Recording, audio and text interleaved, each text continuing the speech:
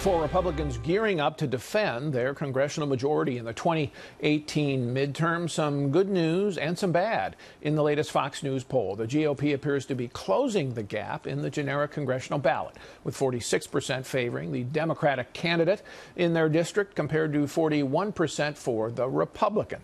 That has narrowed significantly from the fall when 50% said they favored Democrats and only 35% said Republicans. But the poll also finds a large advantage for Democrats when it comes to voter enthusiasm, with 46% of Democrats saying they are more fired up than usual about voting in November compared to just 28% of Republicans. Karl Rove is a former senior advisor and deputy chief of staff to President George W. Bush. He's also a Wall Street Journal columnist and Fox News contributor. So welcome, Karl. Good to see you. Do you think that the politics of gun control politically and their impact on elections has changed fundamentally because of Parkland and the student protests? I don't think it's changed fundamentally, but I think it has changed somewhat. And I do think Kim Strassel's point about the gun control issue in suburban districts with well-educated voters, particularly white women, college graduates, this issue is going to play a little bit differently, and the Republican candidates in those instances do need to be able to point to things such as background checks and increasing the efficiency of the federal system to check people who shouldn't be receiving guns. But is that enough? I mean, are you going to have to go further than that? Because the Democrats are going to say, okay, you passed that, but that's not enough. You're already hearing them say we need an assault rifle ban and more aggressive background checks. Well, I think the first part of that isn't going to fly.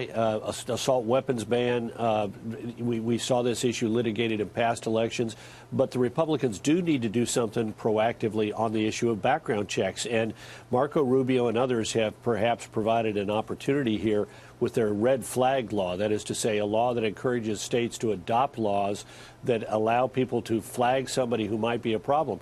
I was taken, you put a piece on the Wall Street Journal editorial page from I think it was the former superintendent of the Boston Police Department, who talked about how if the Parkland shooter had been in Boston, they would have been flagged by school authorities and the local law enforcement long before it got to a point that they could walk into a school with a weapon and start shooting.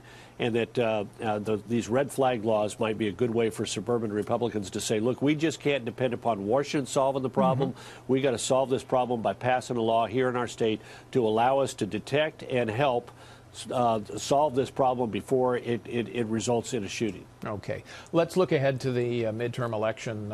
Some of the generic ballots all over the place. The Fox poll says they're closing.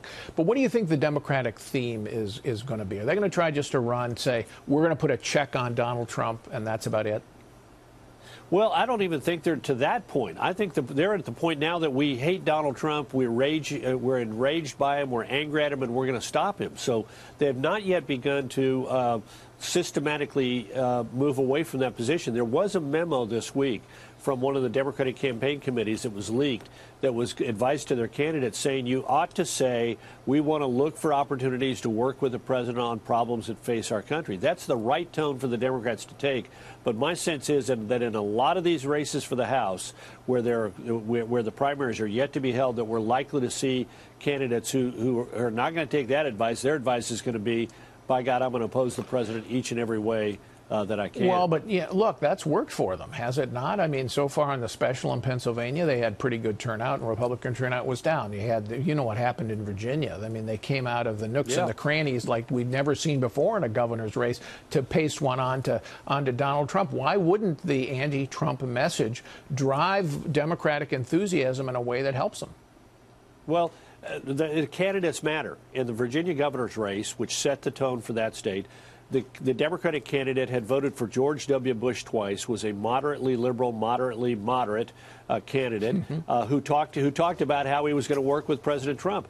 The Democrats are not going to nominate a lot of candidates like Connor Lamb in Pennsylvania, who was a former prosecutor, military combat veteran who said that life began at the moment of conception and said that he was not running against Donald Trump. He would look for opportunities to work with the president, and said, I'm never going to support Nancy Pelosi. Now, you said the ballot, the generic ballot is all over the place, and not really. If you take a look at it, the Real Clear Politics average is 7.1, but here are all the polls since the 21st of March. 6 points, 5 points, 5 points, 7 points, 7 points.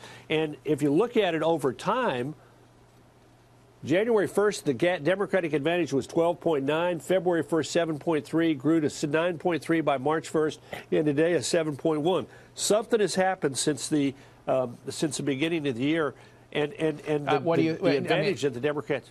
Well, everybody would suspect, I guess, that it's the tax bill passed and the economy is doing better. That's what Republicans would like to think. Is that what you think happened?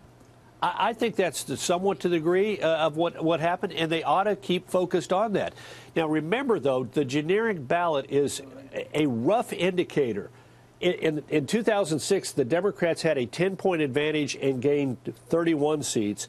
In 2008, they had a 14-point advantage and gained only 21. Yeah, that was because there were fewer seats to be had, though, in that election, because some of the easy ones had been taken in 2006. Well, good point, because that's what's going to happen this year, in my opinion. Political scientists refer to this as surge in decline. And what happens is, typically when a president comes into office, he brings with him a large number of people of his party who win in marginal seats, and then in the first midterm get swept out. That was not the case in 2016. President Trump ran behind most congressional candidates, and as a result, the Republicans actually lost a handful of seats on net in the House. So there was no surge. That will minimize the decline because there are a lot fewer people, vulnerable Republicans who are first-time members in marginal seats. All right, Karl, we got a long way to go, and we'll be back visiting with you as the campaign goes on.